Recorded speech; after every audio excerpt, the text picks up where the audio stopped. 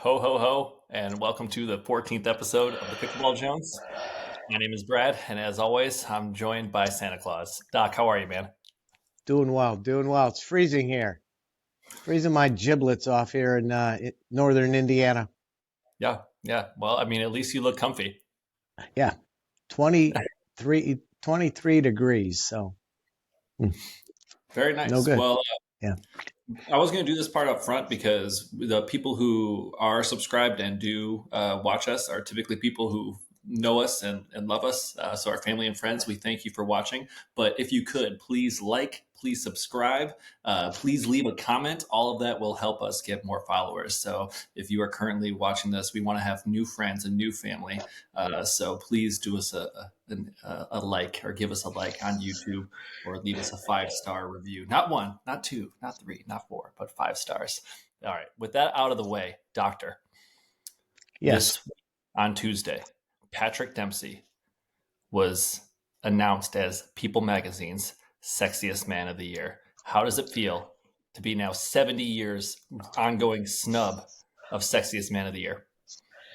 Well, I really can't consider myself in the running at this time.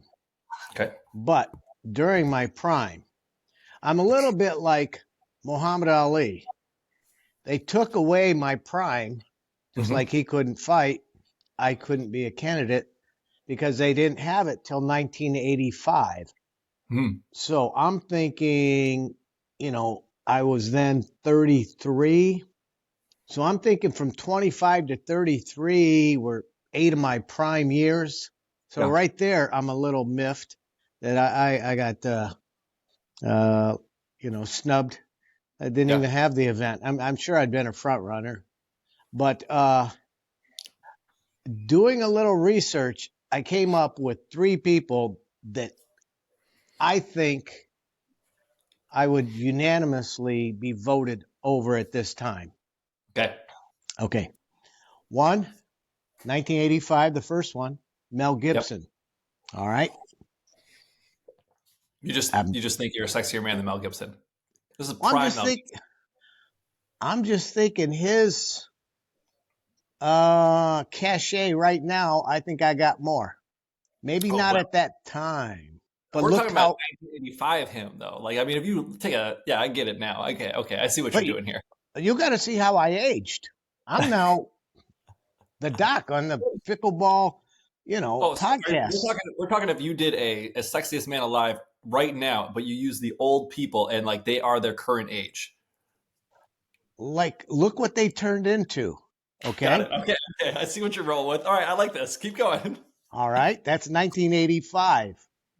Okay, 1989. Come on. Yeah. Sean Connery. Yeah. I've got all my teeth. He's got dentures. Okay. He passed away, didn't he? He did. Okay, I believe it. Yeah, he passed away. So I got him beat. But come on, a guy with a toupee. I can't beat that guy in 1989. All right. I mean, you're talking, I'm right there. I'm in my prime. I'm working hard, raising 3 kids with my wife. Yeah. Okay. All right. Now I got the slam dunk. This is the last one, and then we'll move on. Nick Nolte, 1992. Convicted felon at the age of 25. Come on. I just don't understand when he could have ever won Sexiest Man of the 1992. Alive. I just told you. That's crazy. I guess very weird. That one is surprising. You don't think I could beat that? He was a convicted felon even at that time, and he won. Yeah. All right. Fair enough. I like that. That's a good. All right. Enough of that. I missed my prime first 8 years. I missed 8 years of my prime. And then, I got to I'm not beating George Clooney. Nick Nolte in 1992. I think whatever you look like then, you should have been able to beat. I think so. Just on my arrest record alone, I was clean. Well, Yeah. this year they released like the finalists, so it wasn't just the person who won. Oh, okay. And the ugly Kelsey brother who does the podcast with Travis Kelsey, or I guess the uglier Kelsey brother, he got it. He was nominated. So Doc, you still have a chance. Don't you worry. Yeah, that guy's cool. Tim, He's very yeah, their podcast is hilarious. They swear more than we do, and everybody listens to them. So yeah, we got hope. yeah. So fuck it, we can say whatever we want. Yeah, that's right. That's what I was getting at. Cool. Okay, Well, enough with I that. guess all right, we don't have a whole lot to get into. The first thing is, as always, there's a lot of controversy over paddles.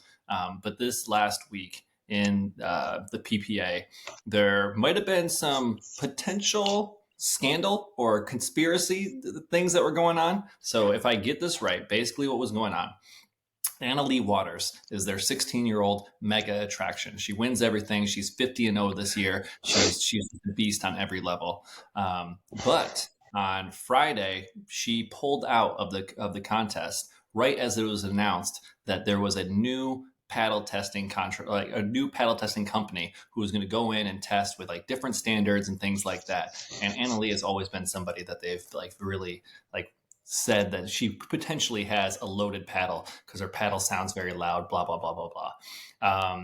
And then the next day on Saturday, they changed it and they said, oh, you know what? We're going to keep the new company, but we're going to make the standards all like where every paddle is going to pass no matter what. And so then she suddenly is back on Saturday and Sunday playing. And so anyway, the internet went wild in terms of like, oh, was this a big scandal? Is the PPA just trying to protect their prized asset here in the 16-year-old Anna Lee Waters? And I mean, Doc, I just want to know, like, first off, like your take on the PPA, but more so what I want to talk about is just the history of cheating and scandals in sports and walk us through that. But I'll start off there. Yeah, I lived through some of the good stuff. Watching Sammy Sosa, his bat breaking in the middle of a game. Saw that live, and cork comes flying out of it. And oh yeah, that was my warm-up bat. I shouldn't have used it. Yeah. So how about all the steroids in the Major League Baseball that was going on? And well, the biggest one, even you've lived through it. The biggest creep, the biggest psychopath, Lance Armstrong. Fair The enough. guy, he threw everybody under the bus, said, no, I didn't do it. And then all his friends said, wait a minute. No, they're all lying. You know, he even told his oncologist he didn't do it. And then they made the people leave the room. And then finally, when he was afraid he was going to die, then he fessed up to the oncologist at Indiana University. Yeah, so that would probably be my big one. Now, a lot of good has come out of the Live Armstrong or Live Life or whatever foundation. Live Strong. All right. A lot of good's come out of that. But the guy as a person, piece of shit. So, all right. I would say he was probably the biggest psychopath in baseball. You know, like I said, I lived through all the steroid era and the cork bats and all that controversy. What about, I can't forget Tim Donaghy, who the NBA, I'll never forget, like when you sat there and we were watching a playoff game. Tim, I think we've talked about this in the podcast before, where Tim calls a line call from, completely 80 feet away. And you immediately were like, this is rigged. This whole thing is rigged. And you were like, I'm never watching the NBA again. And honestly, I don't know if you have watched the NBA without, like, unless I was at the house watching it. I don't think you've actually watched a single minute since that day. I've seen a little bit of it. And now it's just organized rigged by the syndicate. You know, you see guys taking 4 steps. I mean, the janitor goes, wasn't that a travel? Oh, no. So now the referee, I mean, they're coached. The referees are coached in the NBA to ignore the rules. I mean, so now it's just legalized cheating with the referees. And but I'm talking about, I think it's more on the individual. We want to focus on the individual participant cheating. Okay. Or so you like Sammy Sosa and Lance Armstrong are your top 2? Is that what you're putting it at? No. What the hell? Barry Bonds. Come on. He's got to be number 1. I would have to imagine so. Yeah, Bonds is number one, but Lance Armstrong's more of a psychopath than Barry Bonds. So Fair enough. Fair enough. but everybody back then, everybody protecting them and saying, oh no. Yeah, well, same thing with this paddle thing. If we're going to get into that, no way. PPA knew they were complicit. It's run by who's ever got the money. They're not going to have Anna Leigh disqualified. Are you serious? No way. They would have done it. She sprained her ankle. She did anything. Is that day there was a lot of rain and some of the courts were wet, and the thing is, like, I didn't want to play on wet courts, which I would understand. But that being said, to go back to your thing, I do think, like, if there was ever a chance that one of their big players, Ben Johns, Anna Leigh Waters, could get forfeited because of a paddle or something, they're going to push that under the rug, because again, you're not going to slaughter your golden goose there. Yeah, no way. As my good friend, and we've mentioned her before, Judge Judy, there are no coincidences. There wasn't a coincidence that she happened to not play and they were checking paddles at that time. No way. So fair enough. Anyway, getting back, maybe you can answer, the NBA better. Why did Michael Jordan have to take that 2-year hiatus? I don't know. They talked about it a little bit on that Michael Jordan. Yeah, that's right. You watched that. Yeah. In the summer or whatever, or during the COVID summer, I guess. And they just kind of brushed over it. They didn't make it seem like it was a whole, like back in the old days, the idea was that David Stern basically needed him to take a hiatus because he was gambling and things like that. And well, that's my point. And the syndicate would argue that might be what they were covering up in terms of the scandal. But I don't know, the way they brushed over it in terms of the documentary was he just kind of didn't feel like the competition was there. His love wasn't in it, and he was still kind of going through stuff with his dad. Because that was right after the time of, like after his dad. Yeah, his dad. That was terrible. But you brush over this. At the time, he said, oh, yeah, I'm tired. I want to try baseball, and this and that. But then it comes out later. Yeah, he and Stern, hey, Michael, maybe you need to. So that's what I'm saying. I don't know. And we do know the man, like literally in the documentary, he was playing this game where it's called quarters, and you basically flick a quarter against a wall and you try to get it as close to the wall as possible, which I didn't even know this was a game or whatever. And he would play one of the ticket ushers and literally played that ticket usher for money, and he hated losing to that guy. And at one point, in the documentary, the ticket usher hits one and gets it closer to them, and he does the Michael Jordan 3-pointer shrug. He's like, and Michael Jordan's eyes were furious. Well, first of all, I can't believe you didn't know quarters was a game. I did. I've never played my whole life. See, right there on High Street, we taught our granddaughter, Steve and I taught our granddaughter how to play quarters when she was 5 years old. Nola. Nice. That's good. So, got to start them young. So I don't know. Maybe we can play quarters sometimes. Yeah, you do. Anyway, back there. So there was a phone call, not to Anna Leigh, because Anna Leigh, but to her mother. Hey, you might want to sit this one out. You don't think that phone call happened? Yeah, that happened.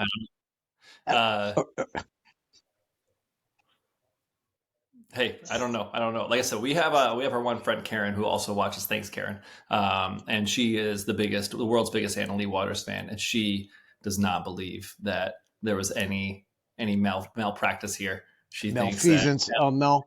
Anna Leigh is on the up. Was never done anything wrong in her whole life outside of date a 23-year-old, even though it's the 23-year-old's fault, not really her fault. But I don't know. But she swears that Anna Leigh is on the up and up all times, always. But also, even if her pat is corked, I don't think Anna Leigh is going to lose. I think she still wins. I don't either. Michael Jordan wasn't going to lose, and I don't either. And I don't know that she. And when I say she got a phone call, we don't know, but maybe her mother is giving her the paddle, or the company, or I would say I will throw this. You know more about the testing than I do. I know. Like I said, I talked to that one guy one time. He's the main tester or whatever. I do know some things, but not a lot. But the one thing I will say is at the last Nationals match, I asked Annalie for that signed paddle. I wanted, like, hey, can I get your paddle? And her mom switched it out. Her mom switched it, took her paddle, and then got a brand new paddle that she signed and then gave into the audience, which I did not get. So thanks for nothing, Annalie. But she gave us shoelaces one time, so we can't really Yeah, hate her for it. right there. Come on. Yeah. Yeah. So I don't know. All right, Doc, All right. moving on to the Yeah. other one. In other news, Colin Johns and Ben Johns got to play against each other. Colin Johns was matched up with Elise Jones, and Ben Johns was partnered up with Annalie Waters. Ben and Annalie were beating the shit out of him. I think it was like 6-7-0. And then it's all of a sudden, Colin gets pissed, throws his hat to the ground, and just like you could tell he was upset. And then it ended up turning into like kind of a game. Like it was, they ended up losing in 2, obviously, but like the games were closer than you would expect once Colin got pissed. And it would turn into being one of the really fun matches and things. But I have to ask you, you are the oldest brother to Tommy, and so Doc, what do you hate losing to your brother in? Sibling rivalries are the best. I don't know. It's in your DNA. It is in your DNA that you do not want to lose to your sibling. So I don't know how to explain it. And then being the older, and what I think everybody would agree, the more talented of the two of us, I certainly didn't want to lose to some inferior athlete. So, he might have got lucky, but no, I think I've said this before that the only sport he could beat me in was tennis before pickleball. Yeah. And we were there, right there at Shadow Mountain High School, home of Mike Bibby. So we're at Shadow Mountain High School and playing tennis, and I just lucked out, and I beat him in a game. Yeah. And he took this, he had a good racket, and I was just kind of a bum playing tennis, but I beat him. He took it and he smashed that racket into 1,000 pieces. I know that's hard to believe. Yeah. Especially the way he treats his pickleball paddles. He doesn't, never breaks those. But anyway, so that was kind of, because I could beat him in everything else. And so golf, he'd break a 7-iron around the tree and all that. But he could get me in tennis. And the one time I beat him in tennis, I felt kind of bad. It was like, that was his thing. And, but I didn't feel that bad. So nice. I get it. I will add that about breaking things. This week I did find out what factory makes basically like 96% of all pickleball paddles, and you can get basically like a Ben Johns paddle for like $17 if you buy in bulk. There won't be like a Eula, won't have all the things, but it'll look like, but without all the stuff or whatever. And so you can get one for like $17. And what my plan is to buy like 100 of them, so that way Jack can just smash as many as he wants. We can give them to everybody, all of our people, and we can all just smash paddles whenever we get pissed off at each other, which happens quite often. So I don't know. That might be my Christmas present to everybody, is to give them 50 paddles to just fucking break. Yeah, I think that would be good. That would be good. I am so frugal. See, I go the other way. I'm so frugal that I don't want to break a paddle. So my outlet when I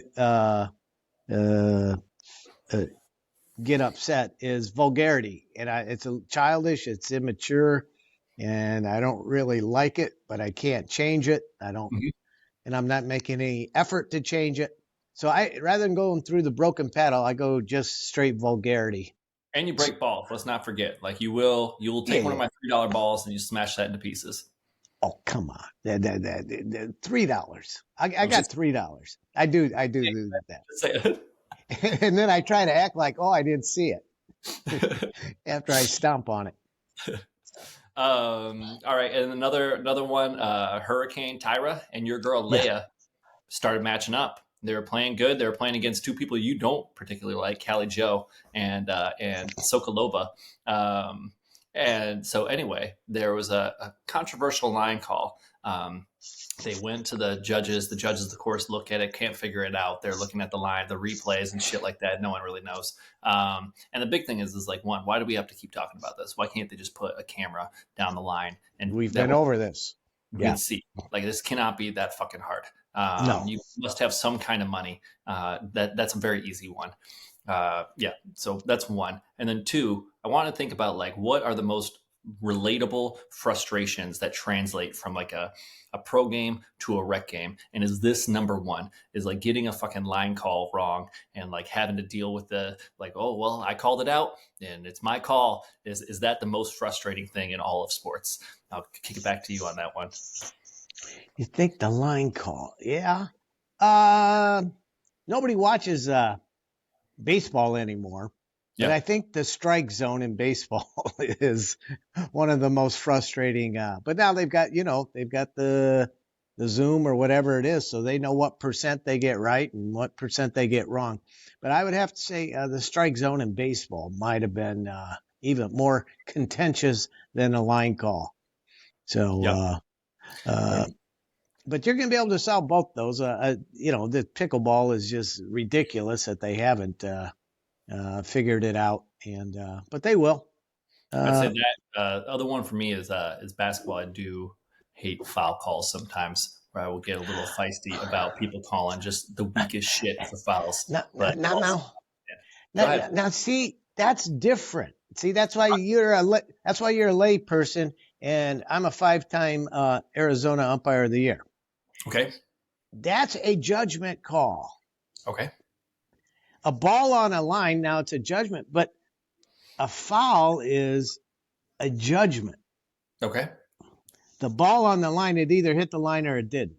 You're right, but if you only are relying on a referee, it's a judgment. There's a subtle difference. A foul in basketball is not the same as a line call. And you're going to have to and as I tell, when I used to do JV games or you do lower level games, you say, and they get hacked or they get hit. And I said, man, you got to play through that. And the coach is, what do you mean he's got to play through? I said, because I'm not calling 48 fouls out here. You got to learn how to play through a little contact. So maybe that's what you need to do, Brad, is learn how to play through a little contact. That's what I would recommend. I don't call fouls. All right. I take it because I grew up with Rick Zenjon. We weren't allowed to have fouls. You know what I mean? Yeah. Like we just that's right.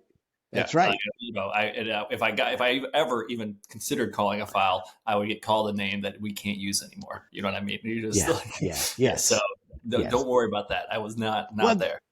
That is true. When I grew up and we played on the playground, the summer leagues and stuff, there were no fouls. Yep. There were not idiots back then that would lay you out, but they would play hard. But they're not going to take your legs out or do stupid stuff like that. But no, there were no fouls. There's no fouls. There wasn't. You couldn't. No. I like people who try to take a charge in pickup. I'm like, I only knew one person in my whole life who has ever done that. That'd be Mike, Joe's friend. Yeah. I've never in my life seen anybody try to do that. People who call offensive fouls in basketball in a pickup game are what's wrong with the world. Like that you are. That is. Yeah. You're out. Yeah. All right, what else we got? Doc, you mentioned like nowadays we now have Pickleball TV. Apparently it's attached to the tennis channel, or maybe it's like owned by the tennis channel. I'm not really sure how it works. I do know if you go on pickleballtv.com, you can watch or pickleball.tv or something. You can watch everything that's on there for free at all times. But what you did a little bit of research and you were thought like, oh, maybe Pickleball TV is a bit ridiculous, but then it's not ridiculous. And so tell us why. Well, the bit of research I did was sit on my fat ass and turn the remote. Okay. And I came onto the billiards channel. And I thought to myself, I didn't know there was a billiards channel. And everybody's talked about this pickleball to go mainstream. It's going to have to be on TV. It's not well received on TV. And is it really going to make it? How's this going to be on TV? Because that's where the sponsorship and the money is going to come from. Yeah. Well, then I saw billiards. And I thought, how many lazy bastards like myself could be sitting there watching billiards on TV? Yeah. And I go, I wouldn't think very many. We Uh-huh. don't know. We don't know. Wait, remember the research I did? Ping pong, paddle tennis, whatever the hell it's called. Fourth biggest in Colorado. Colorado, fourth best, highest sport bet. So maybe we got to get in tune. But I wouldn't think there'd be that many viewers on the billiards channel. So that's what I'm saying. I think it's just a matter of time before you get a pickleball channel. And like you said, it's tied to the tennis channel now, but I'm talking about, no, we want our own pickleball channel. Yeah, absolutely. I think it's going to happen. I mean, I already kind of is. It will. So we'll see how it goes. Let's see. I was going to do a quick rundown of last week's pickleball, but honestly, we'll worry about what's upcoming because there's one thing I am excited for you. And let me break this down for you. So this is the last week of the PPA. And what they're going to do is they only invited the top 16 people from each of the events. So like the top 16 men's player, the top 16 women's player, top 16 mixed, top 16 singles. And did you get a letter or an email or a phone? Because I haven't gotten anything yet. I didn't either. It's ridiculous. How are you notified?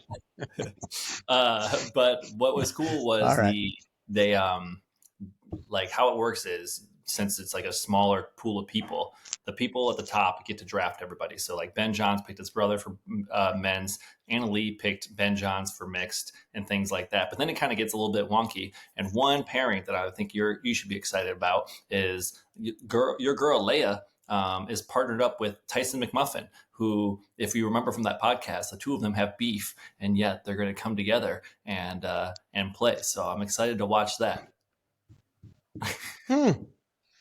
Yeah, and again, we don't want to get into trouble, but we watched that podcast. Yeah. And the best I could decipher it, that they hooked up. Is that what you took from, or you're staying mute? If somebody's going down for this, it's going to be me. Okay. But that's what I took from that. Yeah. Is that when. It was like a lover's quarrel.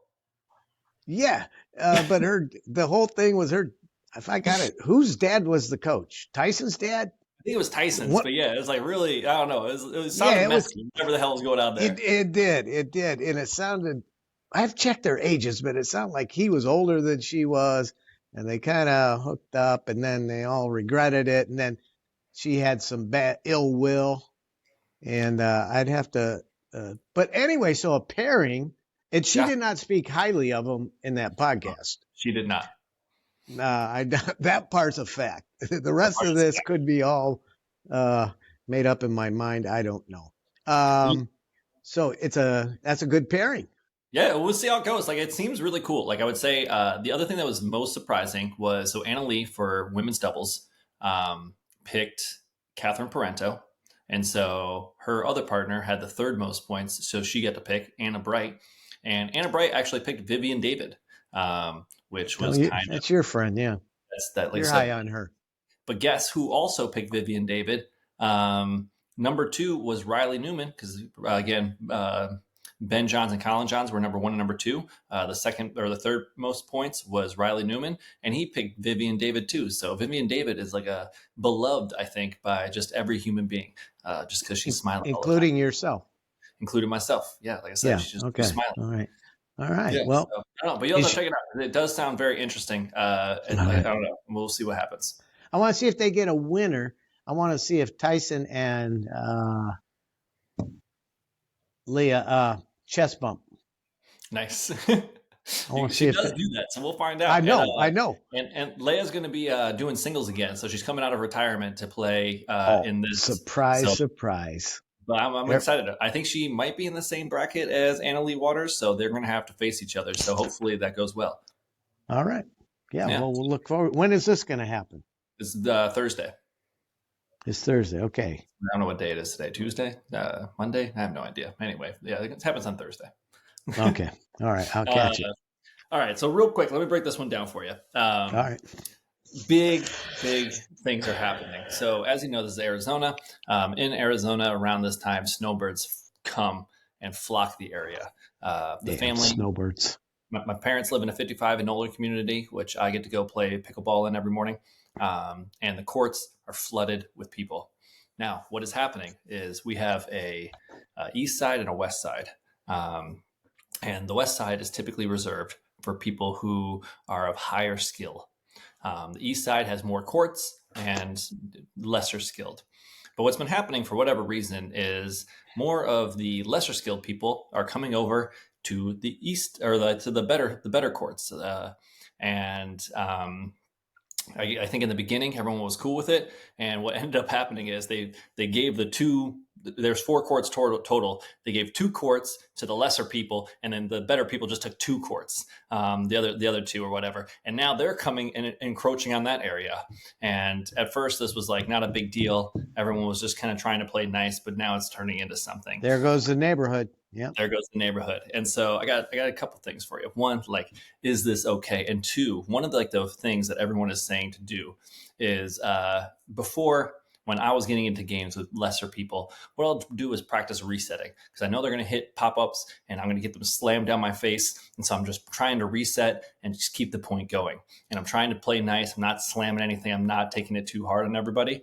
But now the rule is, if you are a better player, beat the shit out of these lesser players, so that way they go back to their side of the court. And so I want to throw it back to you, Doc. What would you do in this situation? Yeah. Well, I'm kind of, I like to consider myself I'm the better player, but I'm not sure I'm there. But I certainly, I wouldn't, unless this is a prearranged couples thing like you've played in our neighborhood here in Indiana, where we go and we play and we understand what's going on. Or Correct. when Allison comes to play with us and she doesn't like Ben rocketing shots at her, we all play within the constraints. But if it's not in that situation and it's just open, it's every man and woman, child for themselves. I don't. No, I would. I always think about the gold standard is pickup basketball. Okay. It's been around forever, and what I think, winners stay on. You beat them down, and I mean everybody's going to say I'm a schmuck for this. Maybe not everybody. A lot of people might feel this way too. I don't know. But winners stay on, and then they would eventually get shuffled back onto their level of play. Yeah. But yeah, 4-5s are not going to want to play with 3-0s. Yeah. No. And it is and just work on your dinks for 2 hours and or just your backhand or somebody play left-handed, this crazy stuff. No. Yeah. I don't think it is okay. I don't know why. Why can't they put 4 or 4.5 and above on it? Why can't you have a sign? Like I said, there's a whole committee that will need to get involved in things. So I have no idea. But Karen is also a resident, and she's in the same boat as you are, and she's like, just stuff it down these people's throats, and then hopefully they get back to their side. Me personally, I'm still in like a weird spot because I'm just happy to be here, right? Like, I'm a young person in a 55 and older community. I can't be hurting old people. They'll kick my ass out of here. So I'm in a weird spot. But Karen and the other 4 or 5s are like, I'm just going to beat the shit out of these people, and hopefully they get the message. Yeah, I remember the one time I played. I don't play very often in these open courts because I can't get along. And the one time I did, I hit one. I didn't even think it was that hard. And lady, and it was it wasn't at her or anything.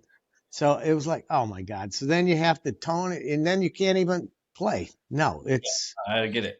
There's a lady at Scottsdale who I saw recently, and back in my older days when I couldn't control the ball quite as well as I can now, I rocketed one, and it got. I must have hit her because like she saw me, and there was fear in her eyes, and like I didn't even remember her. And then she came up to me, and she was like, "I'm not playing with you anymore." And I was like, "Well, who the fuck are you? I don't even know who the fuck you are." Yeah. And she's like, "You don't remember? You hit one at me one time." I was like, "Oh, my bad. I don't remember." So I don't know, but I'm right there with you. Like, if you're going to be afraid of what's coming, you shouldn't even be on the court. Yeah, right. If you think, no, no, you shouldn't have to. I think one, have signed your HOA 4.0 and above over here. Yeah. And if that doesn't work, winners stay on. Then they'll get their ass kicked, and they'll be over on that. I'll be getting my ass kicked. I'll be over with the schmucks. And if that doesn't work, headshots, body bag. That's it. That's it. Simple. Yeah. Coming from They, huh? Yeah. If that would probably. Body bags. Ho ho ho.